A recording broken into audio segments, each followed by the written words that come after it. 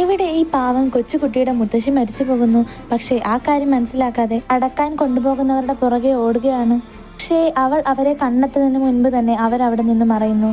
എന്നിട്ട് വൈകിട്ട് അവൾ ആ വാൻ കണ്ടുപിടിക്കുന്നു. എന്നിട്ട് അമ്മുമ്മയെ കൊണ്ടുപോയതിനോട് അവൾ ചോദിക്കുന്നു, എൻ്റെ അമ്മുമ്മ എവിടെ, നിങ്ങൾ എവിടെ കൊണ്ടുപോയെന്ന്.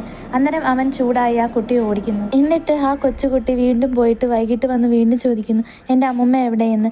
അന്നേരമാണ് അദ്ദേഹത്തിന് മനസ്സിലായത് ആ കുട്ടിക്ക് ആരുമില്ല, അച്ഛനും അമ്മയും എല്ലാം മരിച്ചു പോയതാണെന്ന്.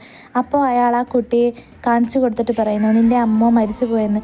ആ കുട്ടി ദുഃഖം കൊണ്ട് കരഞ്ഞു. എന്നിട്ട് അവളുടെ അങ്കിൾ അവളെ കൊണ്ടുപോകാൻ തയ്യാറാണ്. പക്ഷേ അങ്കിളിൻ്റെ ഭാര്യ സമ്മതിക്കില്ല.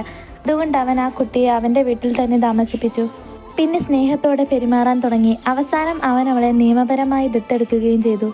ഒരിക്കൽ അവളുടെ സ്കൂളിൽ ഒരു പ്രോഗ്രാം നടക്കുകയായിരുന്നു. അപ്പോൾ ഓരോ കുട്ടികൾ അവരുടെ പേരൻസിന് വേണ്ടി ലെറ്റർ എഴുതുന്നുണ്ടായിരുന്നു. അപ്പോൾ ഈ കുട്ടി എഴുതിയത് ഇദ്ദേഹത്തിനെ കുറിച്ചാണ്. നിങ്ങളാണ് എൻ്റെ അച്ഛൻ, എൻ്റെ മുത്തശ്ശിയെക്കുറിച്ചല്ല ഞാനിപ്പോൾ മറന്നു. എന്നെ സ്നേഹിക്കാൻ നിങ്ങളെപ്പോലെ ഒരു അച്ഛനുള്ളപ്പോൾ എന്ന്. നിങ്ങൾക്കും ഇതുപോലെയുള്ള പേരൻസ് ഉണ്ടോ?